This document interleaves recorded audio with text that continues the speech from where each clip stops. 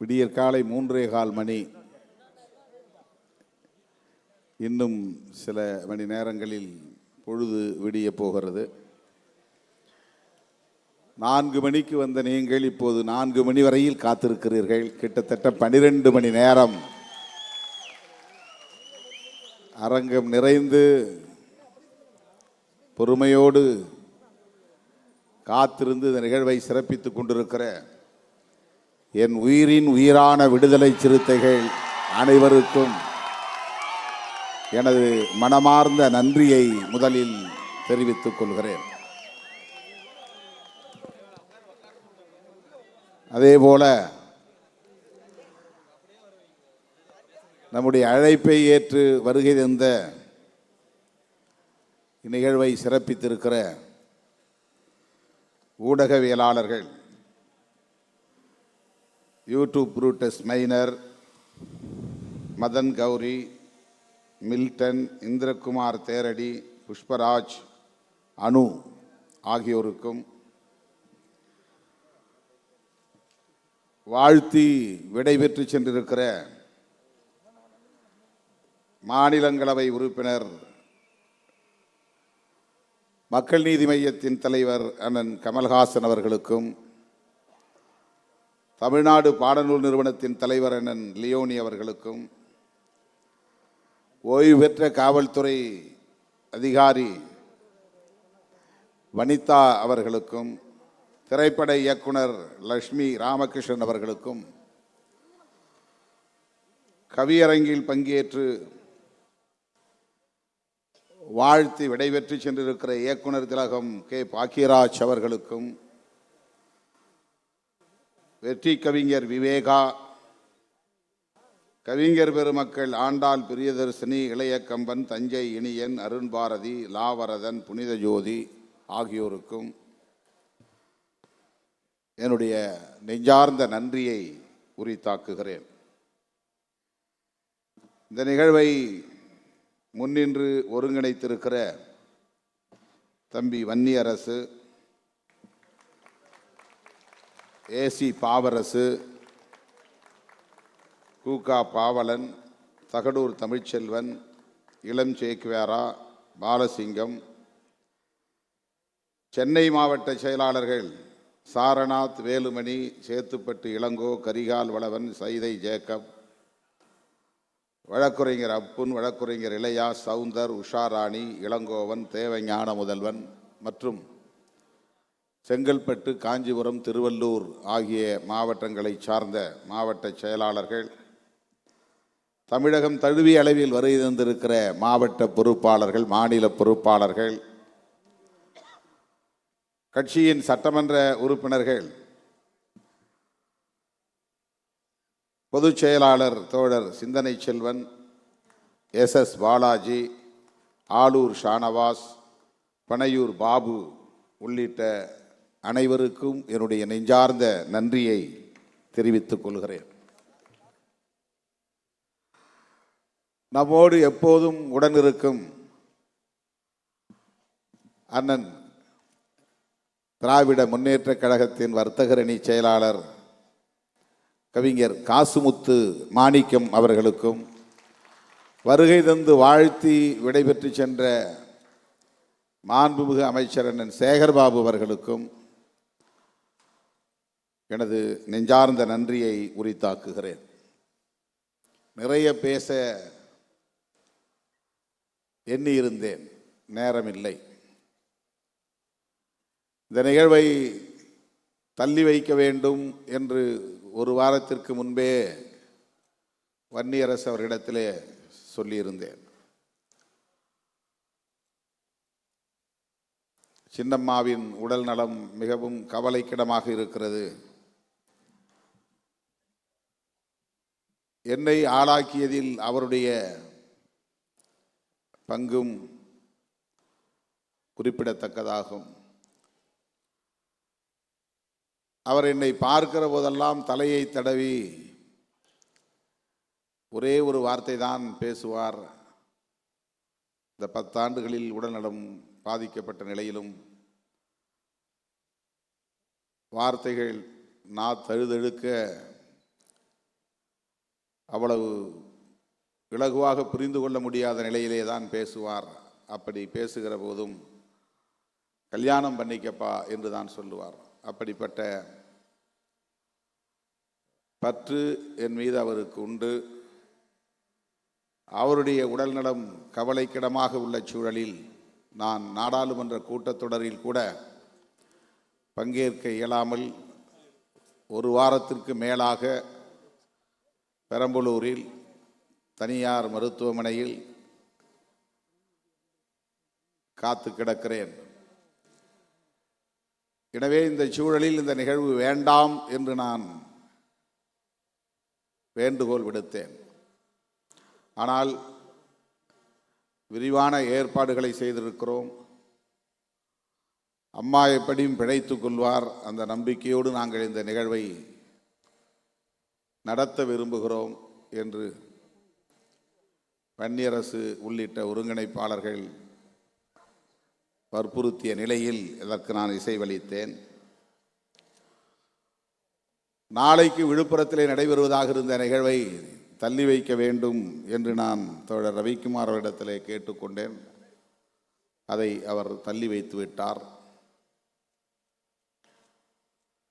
இன்று பிற்பகல் 3 மணி விமானம் பிடிக்கிற போது கூட எனக்கு மனம் இல்லை. நான் இல்லாமலே இந்த நிகழ்ச்சியை ஏன் நடத்தக்கூடாது, வன்னியரசு மற்றும் தோழரிடத்திலே இதை சொல்லலாம் என்று நான் நினைத்தேன். ஆனால் மருத்துவர், அம்மாவை கவனிக்கிறவர், இந்த நிகழ்ச்சியை நீங்கள் தவிர்க்க வேண்டாம், ஓய்வாருங்கள் என்று ஒரு ஊக்கத்தை கொடுத்தார். கடைசி நேரத்திலே அவர் சொன்ன வார்த்தையை கேட்டு மனமில்லாமல் நான் புறப்பட்டு விமானம் பிடித்து இங்கே வந்தேன். பிறந்த நாள் விழாவை ஒரு கொண்டாட்டமாக மட்டுமே நடத்தக்கூடாது, அதனையும் ஒரு அரசியல் நிகழ்வாக ஒருங்கிணைக்க வேண்டும் என்று நாம் பிறந்த நாளை கொண்டாடிய காலத்திலிருந்தே தமிழர் எழுச்சி நாள் என்று அறிவித்து கருத்தரங்குகளை, கவியரங்கங்களை ஒருங்கிணைத்திருக்கிறோம். நெடுங்காலம் நான் பிறந்த நாள் கொண்டாடியதில்லை. இடையிலே தான் இது தோழர்களின் ஆர்வத்தால் உருவானது.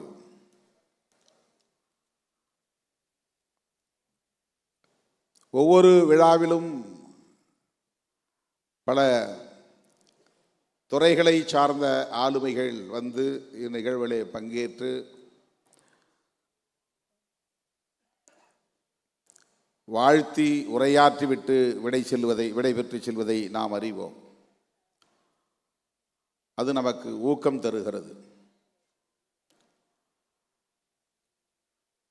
சோர்வின்றி உழைக்கிற உணர்வை தருகிறது.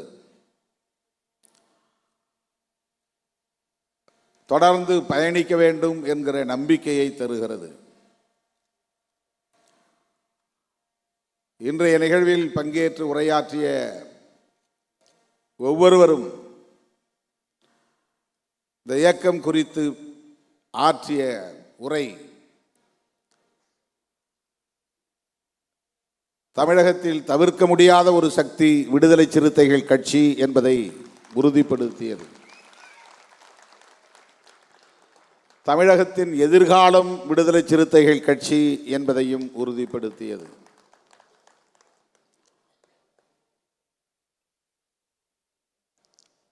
இந்த ஆண்டு மதச்சார்பின்மை காப்போம் என்பதை கருப்பொருளாக நாம் முன்னிறுத்தினோம். அதனை மையப்படுத்திய பலரும் இங்கே உரையாற்றியதை நாம் பார்த்தோம். ஓய்வு பெற்ற காவல்துறை அதிகாரி வனிதா அவர்கள்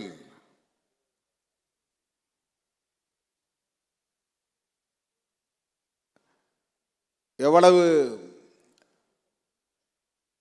ஆழமான கருத்துக்களை மிக இலகுவாக இங்கே எடுத்துரைத்தார் என்பதை நாம் பார்த்தோம். காவல்துறையின் ஒடுக்குமுறைகளை மீறி வெகுண்டெழுந்த இயக்கம் விடுதலை சிறுத்தைகள் கட்சி. அவர் இயக்கம் தொடங்கிய காலத்தில் நான் காவல்துறையில் பணி செய்ய தொடங்கிய காலம். அவர் கடந்து வந்த பாதையை நான் திரும்பி பார்க்கிறேன். நானே அவருக்கு பல இடையூறுகளை காவல்துறையை சார்ந்தவர் என்கிற முறையிலே செய்திருக்கிறேன். அதையெல்லாம் தாண்டி தாக்குப்பிடித்து தமிழகத்தில் இன்றைக்கு அனைத்து தரப்பாராலும் ஏற்றுக்கொள்ளக்கூடிய ஒரு ஆளுமையாக திருமாவளவன் நிமிர்ந்து நிற்பதை நான் எண்ணி வியந்து பாராட்டுகிறேன் என்று இங்கே ஒரு ஒப்புதல் வாக்குமூலம் போல் உரையாற்றினார். அண்ணன் லியோனி அவர்களுடைய உரை, கவிஞர்கள் இங்கே படித்த கவிதைகள், ஊடகவியலாளர்கள் நம்மிடையே எடுத்து வைத்த கருத்துக்கள், இவை முகத்துக்காக பேசியதல்ல, மேடைக்காக பேசியதல்ல, ஏதோ ஒரு உள்நோக்கத்திற்காக பேசியதல்ல. மனம் திறந்து பேசினார்கள், மனமாற பேசினார்கள். இதுதான் நம்மை பற்றிய மதிப்பீடு. எந்த தளத்தை தொட்டாலும் அங்கே சிறுத்தைகளின் பங்களிப்பு மகத்தானது. கருத்தியல் தளத்தில் இந்த இயக்கம் ஆற்றியிருக்கிற பங்களிப்பு மகத்தானது. தமிழ்நாட்டு அரசியலில் பல முன்னெடுப்புகளை எடுத்திருக்கிற ஒரு இயக்கம் விடுதலை சிறுத்தைகள் கட்சி. இப்படி இங்கே பங்கேற்ற ஒவ்வொருவரும் உளமாற கருத்துக்களை எடுத்துரைத்திருக்கிறார்கள். இது நமக்கு மேலும் தீவிரமாக செயல்பட வேண்டும், மக்களின் நம்பிக்கைக்கு பாத்திரமாக செயல்பட வேண்டும், இவர்களின் எதிர்பார்ப்புகளை நிறைவேற்றக்கூடிய வகையில் செயல்பட வேண்டும் என்கிற உணர்வை தந்திருக்கிறது. அண்ணன் அறிவுமதி அவர்களும் நம்மோடு நெடுநேரமாக காத்திருக்கிறார். எழுச்சி தமிழர் என்று யார் பெயர் சூட்டியது, எவ்வளவு பொருத்தமான பெயர் என்று வனிதா அவர்கள் பேசிய போது அண்ணன் அவர்கள்தான் இந்த பெயரை சூட்டினார் என்று சொன்னதும் இந்த அரங்கமே அதிர்ந்தது. கை ஒலிகளால் அரங்கம் நிறைந்தது. தோழர்களே, வெறும் அடைமொழிகளுக்காக நாம் இந்த களத்தில் நிற்கவில்லை. பாராட்டுகளுக்காக இப்படி விழாவை நாம் நடத்தவில்லை. இந்த மண்ணில் ஒரு மகத்தான மாற்றத்தை உருவாக்க வேண்டும், விளிம்பு நிலை மக்களின் விடுதலையை வென்றெடுக்க வேண்டும், பிற்போக்கு சக்திகளின் ஆக்கிரமிப்பிலிருந்து சமூகத்தை மீட்க வேண்டும் என்கிற அந்த பொறுப்புணர்வோடு தான் நாம் களத்தில் நிற்கிறோம். நமக்கு எதிரான அவதூறுகள், ஆதாரமில்லாத அவதூறுகள், இரட்டை இலை கெஞ்சியது, ஆனால் அதை நீங்கள் பொருட்படுத்தவில்லை. ஏனென்றால் உங்கள் உதிரத்தில் இரட்டைமலை ஓடுகிறது என்று கவிஞர் விவேகா சொன்னார். அதனுடைய பொருள் அதிமுக எடுத்த முயற்சிக்கு நாம் பணியவில்லை என்பதல்ல, உடன்படவில்லை என்பதல்ல பொருள். கொள்கை பிடிப்போடு இருக்கிறோம் என்பதுதான் அதனுடைய பொருள். ஒடுக்கப்பட்டவர்களின் தலைநிமிர்வுக்காக இந்த களத்தில் நிற்கிறோம் என்பதுதான் பொருள். அண்மையிலே தூய்மை பணியாளர்கள் பிரச்சனை. தூய்மை பணியாளர்கள் என்றால் அவர்கள் தலித்துகள், தலித்துகள் என்றால் அங்கே சிறுத்தைகள்.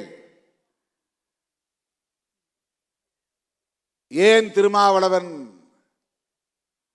இந்த அரசை எதிர்த்து போராடவில்லை?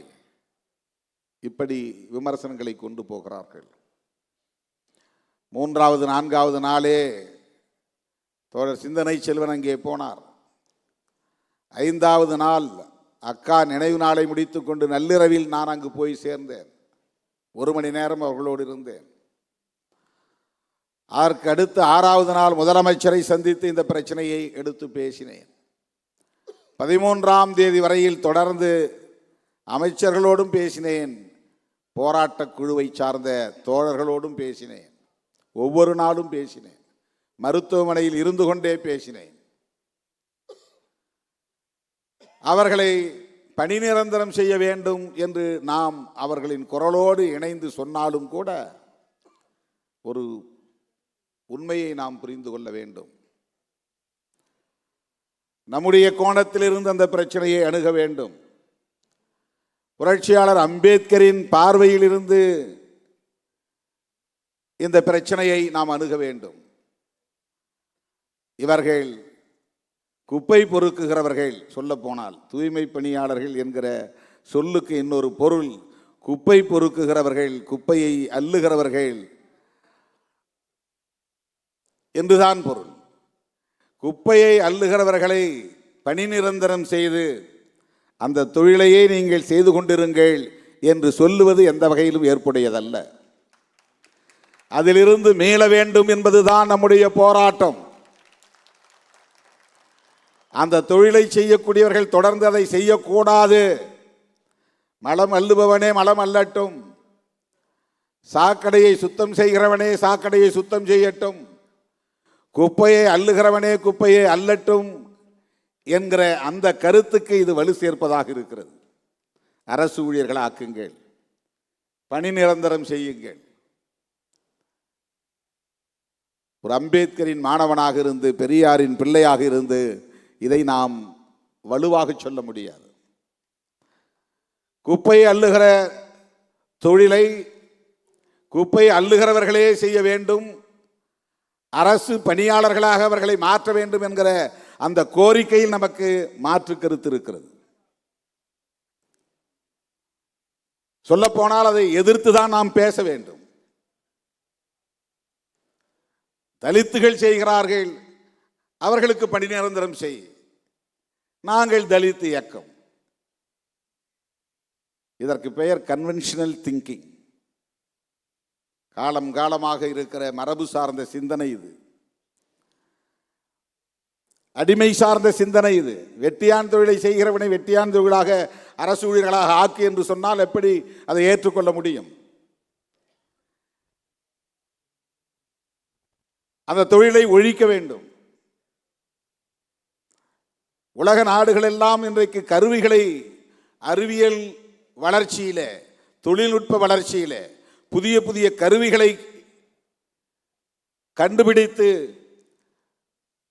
ஒரு குறிப்பிட்ட இனத்தை சார்ந்தவர்கள் தான் அந்த தொழிலை செய்ய வேண்டும் என்கிற நிலை இல்லாமல் அந்த தொழில்நுட்பத்தை கற்றுக்கொண்டவன் அந்த வேலையை செய்யலாம் என்கிற நிலையை ஏற்படுத்துகிறார்கள்.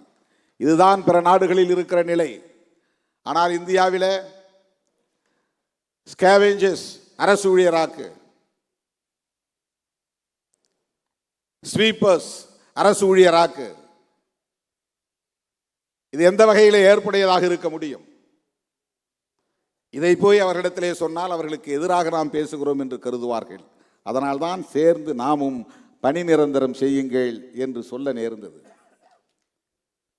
பணி நிரந்தரம் செய்யக்கூடாது என்று சொல்லுவதுதான் அதிலே சரியான கருத்து. குப்பை அள்ளுகிறவர்களின் பிள்ளைகளே குப்பையை அள்ள முடியுமா? அள்ள வேண்டுமா? தலித்துகளின் பிள்ளைகள் தான் குப்பைகளை அள்ள வேண்டுமா? அரசு ஊழியர் ஆக்கினால் அந்த வேலை மறுபடியும் யார் வருவார்கள்? அந்த அரசு பணிக்கு யார் வருவார்கள்? எத்தனை பேர் குப்பை அள்ள தயாராக இருக்கிறார்கள்? 70 வயதிலும் அந்த பணியை செய்யக்கூடியவன் ஒருவன் இருக்கிறான் என்றால் அவன் யார் என்று நீங்கள் பார்க்க வேண்டும்.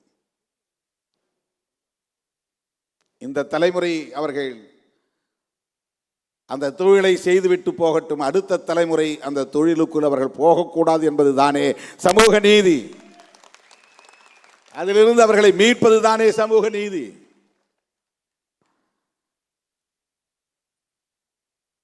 தொழில்நுட்பத்தில் வளர்ச்சியடைந்த நாடுகளுக்கு இது போன்ற சிக்கல்கள் இல்லை. எதையோ வளர்க்க துடிக்கிற இந்த ஆட்சியாளர்கள் இந்த நாட்டை உலக வல்லரசுகளில் ஒன்றாக மாற்ற வேண்டும் என்று துடிக்கிறவர்கள் இன்னும் ரயில் நிலையங்களில் கையால் மலம் மல்லுகிற மலம் மல்லும் தொழிலாளர்கள் லட்சக்கணக்கானோர் இருக்கிறார்கள். மலம் மல்லும் தொழிலாளர்கள் யார்? அவங்கெல்லாம் கஷ்டப்படுறாங்க, அதனால் அவங்களெல்லாம் அரசு ஊழியராக்குங்க, அவங்களுக்கு சம்பளத்தை கூட்டுங்க, பென்ஷன் கொடுங்க என்று நாம் சொல்ல முடியுமா? குப்பை அள்ளுகிறவர்களை அப்படியே குப்பை அள்ளட்டும், அவர்களை அரசு ஊழியர்களாக்குங்கள், அவர்களுக்கு பென்ஷன் கொடுங்கள் என்று நாம் சொல்ல முடியுமா? ஆக தலித்துகள் பிரச்சனை என்றால் திருமாவளவன் தான் பேச வேண்டும் என்று சொல்லுகிற அந்த புத்தியே ஒரு சாதி புத்தி. அது வேங்கவேல் பிரச்சனை என்றால் திருமாவளவன் தான் பேச வேண்டும் என்று சொல்லுகிற புத்தியே சாதி புத்தி. அது ஏன் அதிமுக பேசக்கூடாது? வேங்கவேல் பிரச்சனை மக்கள் பிரச்சனை இல்லையா? அதிமுகவுக்கு அதில் பொறுப்பு இல்லையா? வேற கட்சிகள் பேசக்கூடாதா? எல்லோரும் பேச வேண்டுமா இல்லையா?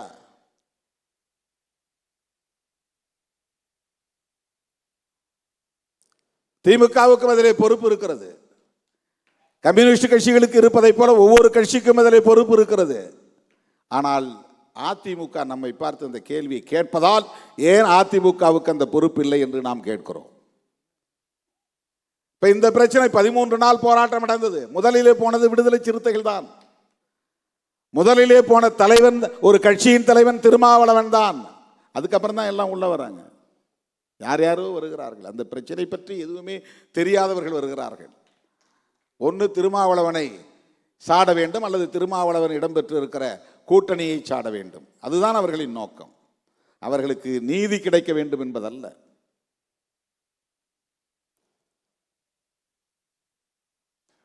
இப்படிப்பட்ட அவதூறுகளை எல்லாம் கடந்து பயணிக்க வேண்டிய ஒரு தேவை நமக்கு இருக்கிறது. தாங்க சட்டையர் செய்த போது தோழர்கள் எல்லாவற்றுக்கும் திருமாவளவனை விமர்சிக்கிறார்கள், அதற்கு இதுதான் காரணம் என்று விளக்கினார்கள்.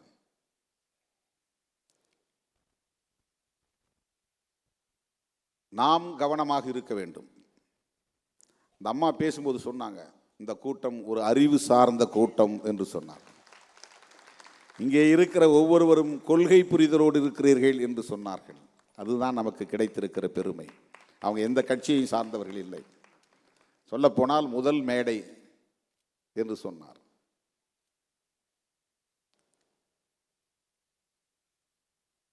திட்டமிட்டு அவதூறு பரப்புகிறவர்கள், விடுதலை சிறுத்தைகள் கட்சியின் மீது அபாண்ட பழிகளை சுமத்துகிறவர்கள் என்ன நோக்கத்திற்காக செய்கிறார்கள் என்கிற தெளிவு நமக்கு தேவை. அந்த தெளிவு இருந்தால் நாம் அதற்காக எந்த எதிர்வினையும் ஆற்றாமல் உறுதிப்பாட்டோடு தொடர்ந்து இயங்க முடியும். அதுதான் உங்களுக்கு நான் விடுக்கிற வேண்டுகோள். தேர்தல் நேரத்தில் நாம் எடுக்கிற முடிவுகள் எதுவாகவும் இருக்கட்டும், ஆனால் அந்த முடிவும் கூட சமூக நீதிக்கு ஆபத்து ஏற்படாத வகையிலே இருக்க வேண்டும் என்கிற தெளிவு நமக்கு உண்டு. இன்றைக்கு வாக்குரிமையை பறிக்கிற முயற்சியில் பாஜக ஈடுபட்டு வருகிறது. பீகாரிலே நடந்திருக்கிற தில்லுமுள்ளு சாதாரணமானதல்ல. பிறப்பு சான்றிதழ் கேட்கிறார்கள். வாக்காளராக ஒருவன் தன்னை உறுதிப்படுத்திக் கொள்ள வேண்டுமானால், ஓட்டர் என்பதை பதிவு செய்ய வேண்டுமானால், உன்னுடைய பெற்றோருடைய பிறப்பு சான்றிதழ், பர்த் சர்டிபிகேட், ஆதார் கார்டு கிடையாது. ஆதார் கார்டு காட்டினா ஏற்றுக்கொள்ள முடியாது. ரேஷன் கார்டு ஏற்றுக்கொள்ள முடியாது. ஏற்கனவே இருக்கிற ஓட்டர் லிஸ்ட்ல என் பேர் இருக்கு, ஏற்றுக்கொள்ள முடியாது. வேற என்ன ஆதாரம் தேவை? பர்த் சர்டிபிகேட் வேணும். சொத்து வரி கட்டினதற்கான சான்று வேணும். நீ இந்த நாட்டின் குடிமகன் தானா என்பதை உறுதிப்படுத்துவதற்கு இதையெல்லாம் கேட்கிறார்கள். என்ஆர்சியிலே இது கேட்கப்படுகிறது. அதுதான் அங்கே இருக்கிற கிரைட்டீரியா. இப்படி 65 லட்சம் பேரை பீகாருடைய வாக்காளர் பட்டியலில் இருந்து நீக்கிவிட்டு அவர்களுக்கு வேண்டியவர்களை சேர்த்து இருக்கிறார்கள். அதற்கு எந்த ஆதாரமும் தேவையில்லை. இது எவ்வளவு பெரிய ஆபத்து! எப்படி இவர்களிடமிருந்து இந்த நாட்டை நாம் காப்பாற்றப் போகிறோம்? இந்த நாடாளுமன்ற ஜனநாயகத்தை பயன்படுத்தி வாக்குகளை திருடுகிற கும்பல், வாக்கு திருட்டு கும்பல், அவர்களை பற்றி இங்கே யாரும் விமர்சிப்பதில்லை. திருமாவளவன் என்ன செய்கிறான்? 2 சீட்டுக்காக போய் அங்கே நிற்கிறான். அது எங்கள் விருப்பம், நாங்கள் முடிவு செய்கிறோம். எத்தனை இடங்கள் தேவை என்பதை நாங்கள் முடிவு செய்கிறோம். நீ யார், எந்த கூட்டணியிலே இடம்பெற வேண்டும் என்பதை நாங்கள் முடிவு செய்கிறோம். எங்களை பற்றிய மதிப்பீடு எங்களுக்கு தெரியும். எங்களுடைய அரசியல் நகர்வுகளை நாங்கள் தான் தீர்மானிக்க முடியும். யாரோ உணர்ச்சி வயப்படுவதற்காக தீர்மானிக்க முடியாது. 2 சீட்டுக்காக இங்கே ஏன் நிற்க வேண்டும்? 20 சீட்டு எடப்பாடி தருவார்கள் என்று யூடியூபிலே பேசுகிறார்கள். உங்களுக்கு ஏதாவது மண்டையிலே இருக்கிறதா? 20 சீட்டு கிடைக்கும் என்றால் நான் அங்கே தானே போக வேண்டும். இடம்தான் முக்கியம், பதவிதான் முக்கியம், பரிசுதான் முக்கியம், பொருளாதாரம் தான் முக்கியம், அதிகாரம் அதுதான் முக்கியம் என்று நான் முடிவெடுப்பதாக இருந்தால் 2 வேணான்ட்டு 20க்கு போகணும். நான் ஏன் போகல? ஏன் போகவில்லை? யார் என்னை தடுப்பது? யார் என்னை கட்டாயப்படுத்துவது போகக்கூடாது என்று? அப்படி யாரும் செய்ய முடியாது. அதுதான் பிரச்சனை.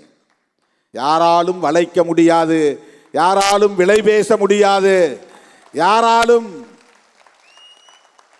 மதிப்பீடு செய்யவும் முடியாது. அதுதாங்க பிரச்சனை. நீங்க நினைக்கிற சராசரி நபர்கள் அல்ல நாங்கள்.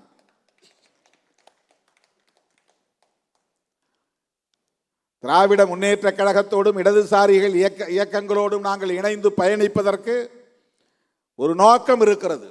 அந்த நோக்கம் வேறொன்றும் இல்லை. நாங்கள் அம்பேத்கரின் பிள்ளைகள், பெரியாரின் பிள்ளைகள் என்கிற அந்த வளர்ப்பு முறைதான், அந்த கருத்தியல் தான் காரணம், வேறொன்றும் இல்லை.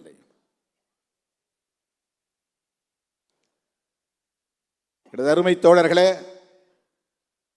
பிறந்த நாள் செய்தியாக நான் சொல்ல விரும்புவது, இந்திய அரசியலையே மதசார்பு சக்திகள் ஒரு புறம், மதசார்பற்ற சக்திகள் இன்னொரு புறம் என்று நாம் கூர்மைப்படுத்த வேண்டியிருக்கிறது. இன்னும் கூர்மைப்படுத்த வேண்டியிருக்கிறது. வெறும் கட்சி கூட்டணி என்று அல்ல. இது திமுக கூட்டணி, இது அதிமுக கூட்டணி என்றல்ல. இது மதசார்பு கூட்டணி, இது மதசார்பற்ற கூட்டணி. இதுதான் இந்தியா முழுவதும் இருக்கிற முக்கியமான அரசியல். அப்போதுதான் அவர்களை தனிமைப்படுத்த முடியும். எண்ணற்ற பல முரண்பாடுகள் இருக்கலாம், பிரச்சனைகள் இருக்கலாம். ஆனால் செக்யூலரிசம் என்கிற அந்த கோட்பாடு புரட்சியாளர் அம்பேத்கர் வகுத்தளித்த கோட்பாடு, பண்டிதர் ஜவஹர்லால் நேரு அவர்களால் ஏற்றுக்கொள்ளப்பட்டு அங்கீகரிக்கப்பட்ட கோட்பாடு. ஏன் புரட்சியாளர் அம்பேத்கர் அவர்களுக்கே நேர் முரணாக இருந்த காந்தியடிகளால் ஏற்றுக்கொள்ளப்பட்டு அங்கீகரிக்கப்பட்ட கோட்பாடு. அதிதீவிர இந்துத்துவ சக்திகளுக்கு துணையாக இருந்த பல தலைவர்கள், பட்டேல் உட்பட ஏற்றுக்கொள்ளப்பட்ட கோட்பாடு. இந்திரா காந்தி அம்மையார் அவர்களால் திருத்தம் கொண்டு வரப்பட்டு முகப்புறையிலே செக்குலர் என்கிற சொல் இணைக்கப்பட்ட நிலையிலே இந்திரா காந்தி அம்மையாரால் ஏற்றுக்கொள்ளப்பட்ட கோட்பாடு. ராஜீவ் காந்தி அவர்களாலும் இன்றைக்கு ராகுல் காந்தி அவர்களாலும் செக்குலரிசம் என்கிற கோட்பாடு இந்த தேசத்தின் முதன்மையான கோட்பாடு என்று ஏற்றுக்கொள்ளப்பட்டிருக்கிற ஒரு சூழலில் நாம் காங்கிரசும் இடம்பெறுகிற இந்தியா கூட்டணியில் இடம்பெறுகிறோம். இதுதான் நாம் அந்த அணியிலே இருக்கிறோம் என்பதற்கான காரணம். காங்கிரஸோடு நமக்கு முரண்பாடுகள் இருக்கலாம்.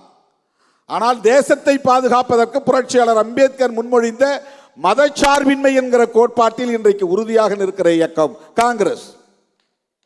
எனவேதான் காங்கிரஸ் தலைமையில் இந்தியா கூட்டணியில் நாம் இடம்பெற்றிருக்கிறோம். மதச்சார்பின்மை காப்போம் என்பது வெறும் ஒரு நிகழ்வுக்கான அரசியல் முழக்கம் அல்ல. நாம் அடுத்தடுத்து எடுத்து செல்ல வேண்டிய களங்களை அமைப்பதற்கான முழக்கம் அது. அடுத்தடுத்து நாம் தேர்தல் அரசியல் களத்தில் மேற்கொள்ள வேண்டிய நகர்வுகளுக்கான ஒரு முழக்கம் அது. யாரும் நம்மை எப்படியும் விமர்சித்து விட்டு போகட்டும், நாம் பொருட்படுத்த தேவையில்லை. இந்த மதச்சார்பின்மை காப்போம் என்கிற கருத்தியலை இன்னும் வெகுவாக மக்களிடத்தில் கொண்டு போய் சேர்ப்போம். மதச்சார்பின்மை என்கிற கருத்தியலை சேர்ப்பதன் மூலம்தான் மதசார்பற்ற முற்போக்கு கூட்டணியின் வெற்றியை தமிழ்நாட்டிலே மேலும் நம்மால் உறுதிப்படுத்த முடியும். கண்ணுக்கெட்டிய தூரம் வரையில் இந்த கூட்டணிக்கு எதிரான ஒரு சக்தி இல்லை. அவர்கள் அவதூறு பரப்பி கூட்டணியை சிதைக்க பார்க்கிறார்கள். சிறுத்தைகள் ஒருபோதும் உணர்ச்சி வயப்படக்கூடாது. சமூக வலைத்தளங்களில் மனம் போல் எதையும் எழுதிவிடக்கூடாது. எம்ஜிஆர் அவர்களை பற்றியும் ஜெயலலிதா அம்மையார் அவர்களை பற்றியும் நான் தனிநபர் அடிப்படையிலே விமர்சிக்கவில்லை. திராவிட இயக்கங்களை எப்படி குறிவைத்து சனாதன சக்திகள் கடந்த காலங்களில் காய் நகர்த்தி இருக்கிறார்கள் என்கிற போது திமுகவுக்கும் அதிமுகவுக்கும் இடையிலான ஒரு வேறுபாட்டை நான் சொல்ல வேண்டிய ஒரு நிர்பந்தம். ஏனென்றால் திமுக கூட்டணியில் நாம் இருக்கிற சூழலில் நாம் ஏன் இங்கே இருக்கிறோம் என்பதை நியாயப்படுத்த வேண்டிய ஒரு தேவையும் நமக்கு இருக்கிறது. அதிமுக எம்ஜிஆர் காலத்திலும் ஜெயலலிதா அம்மையார் காலத்திலும் எடுத்த நிலைப்பாடுகள், கொண்டு வந்த சட்டங்கள், பிறகு மாற்றிக்கொண்ட நிலைப்பாடுகள், இவை எல்லாவற்றையும் கருத்தில் கொண்டுதான் அந்த இயக்கத்தில் சனாதன சக்திகளின் ஊடுருவல் இருந்தது என்று சொல்ல நான் துணிந்தேன். இது எல்லோரும் ஏற்கனவே சொன்ன விமர்சனம்தான், நான் ஒன்றும் புதிதாக சொல்லவில்லை. அண்ணாவையும் எம்ஜிஆரையும் ஜெயலலிதா அவர்களையும் பாஜகக்காரர்கள் எப்படியெல்லாம் விமர்சிக்கிறார்கள், ஆனால் அவர்கள் மீது இவர்களின் கோபம் திரும்பவில்லை. பலமுறை நான் எம்ஜிஆர் அவர்களை பாராட்டி இருக்கிறேன். புரட்சி தலைவர் என்கிற ஒற்றை சொல்லுக்கு ஒரே ஒரு திட்டம் சான்றாக இருக்கிறது. காலம் காலமாக இருந்த கர்ணம் முன்சிப் பதவியை தூக்கி எறிந்துவிட்டு வில்லேஜ் அட்மினிஸ்ட்ரேட்டிவ் ஆபீசர் என்கிற ஒரு திட்டத்தை கொண்டு வந்ததற்காகவே அவரை புரட்சி தலைவர் என்று சொல்லலாம் என்று நான் சொல்லி இருக்கிறேன். சமூக நீதிக்கான நிலைப்பாட்டின் போது அந்த 69 விழுக்காட்டை 9வது பட்டியலில் இணைப்பதற்கு ஜெயலலிதா அம்மையார் மேற்கொண்ட முயற்சி போதும் அவரை பாராட்டுவதற்கு என்று நான் பேசியிருக்கிறேன். தனிநபர் அடிப்படையிலே யாரையும் நாம் விமர்சித்ததில்லை. ஆனால் நமக்கு எதிரான அவதூறுகள் கடுமையாக முன்வைக்கப்பெற்றன. தோழர்கள் அதையும் நாம் எதிர்கொண்டாக வேண்டும் என்று எதிர்வினை ஆற்றிய போது உடனே நான் முகநூறு நேரலையில் சொன்னேன், அதிமுகவையோ எம்ஜிஆரையோ ஜெயலலிதா அவர்களை பற்றியோ நீங்கள் யாரும் கருத்து சொல்ல வேண்டாம், தேவைப்படுகிற நேரத்தில் நானே கருத்தை சொல்லுவேன் என்று சொன்னேன். அந்த நிலைப்பாட்டில் நான் மாறவில்லை. அவமதிக்கும் நோக்கம் இல்லை என்பதைத்தான் நான் சொன்னேன். அது அவமதிப்பல்ல, நடந்த வரலாற்றை சொல்லுகிறேன். அந்த அம்மாவே மேடையில் சட்டமன்றத்தில் சொன்னார், எல்லோரும் என்னை பார்ப்பன பெண்மணி என்கிறார்கள், ஆமாம் நான் பாப்பாத்தி தான் என்று சொன்னார், கிளைம் செய்தார். நமக்கு பார்ப்பன சமூகத்தின் மீது எந்த வெறுப்பும் கிடையாது. எவ்வளவோ நண்பர்கள் பார்ப்பன சமூகத்தை சார்ந்த நண்பர்கள் இருக்கிறார்கள், நல்ல நண்பர்கள் இருக்கிறார்கள். இந்த மேடையிலே மைப்பா நாராயணன் வந்து ஆடை போர்த்தி வாழ்த்தி விட்டு போனார். தனிப்பட்ட முறையிலே யார் மீது நமக்கு எந்த காழ்ப்புணர்வும் கிடையாது. ஆனால் திராவிட இயக்க அரசியலை குறிவைத்து தாக்குகிறார்கள் என்றால் அது வெறும் திமுகவுக்கு எதிரானதல்ல, ஒடுக்கப்பட்ட மக்களின் அரசியலுக்கும் எதிரானது. அதை நினைவிலே வைத்துக் கொள்ளுங்கள். சமூக நீதி அரசியலுக்கு எதிரானது, நினைவிலே வைத்துக் கொள்ளுங்கள். திமுகவுக்கு எதிரான நகர்வுகளை திமுகவே எதிர்கொள்ளும், அது வேறு. ஆனால் திராவிட அரசியல், பெரியார் அரசியல் இங்கே சிதைக்கப்படுவே ஆனால் நாம் இங்கே அரசியல் செய்ய முடியாத நிலை ஏற்பட்டுவிடும். அரசியல் செய்ய முடியாத நிலை ஏற்பட்டுவிடும். பெரியார் அரசியல் என்பது அம்பேத்கர் அரசியலோடு இணைந்த ஒன்று, முரண்பட்ட ஒன்று அல்ல. பெரியார் அரசியலை விமர்சிக்கிறார்கள் என்றால் அம்பேத்கர் அரசியலை விமர்சிப்பதாகத்தான் பொருள். திராவிட இயக்க அரசியலை விமர்சிக்கிறார்கள் என்றால் விடுதலை சிறுத்தைகளின் அரசியலையும் விமர்சிக்கிறார்கள் என்றுதான் பொருள். ரெண்டு இயக்கமும் ஒன்றா என்றால் இல்லை, அது வேறு. அரசியல் இயக்கங்கள் கட்டமைப்பதிலே பல முரண்பாடுகள் இருக்கலாம், அதிகார பகிர்விலே முரண்பாடுகள் இருக்கலாம், பிரச்சனைகளை அணுகுவதிலே எடுக்கிற முடிவுகளிலே முரண்பாடுகள் இருக்கலாம். ஆனால் அடிப்படை கருத்தியல் என்பது சமூக நீதி சார்ந்த அரசியல். முதலில் தமிழக அரசியல் களத்தில் திராவிடம் என்கிற சொல்லை புழக்கத்திற்கு கொண்டு வந்தவர் பண்டிதர் அயோத்திதாசர் மறந்துவிடக்கூடாது. எனது அருமை தோழர்களே, நெருக்கடியான சூழலில், நேரங்கட்ட நேரத்தில், பேச முடியாத மனநிலையில் இந்த கருத்துக்களை எல்லாம் உங்களோடு பகிர்ந்து கொள்ளக்கூடிய ஒரு சூழல் அமைந்தது. என் மீது இவ்வளவு நம்பிக்கை வைத்து இவ்வளவு நேரம் காத்திருக்கிற என் உயிரின் உயிரான விடுதலை சிறுத்தைகள் அனைவருக்கும் என்னுடைய நெஞ்சார்ந்த நன்றியை கூறி, நம்முடைய அன்பு நண்பர் சந்தோஷ் அவர்களும் அவரோடு நண்பர்கள் பெரியார் ஆகியோர் 50 நிமிடம் ஒரு ஏவி தயாரித்திருக்கிறார்கள். அது இன்றைக்கு ஒளிபரப்ப முடியாது.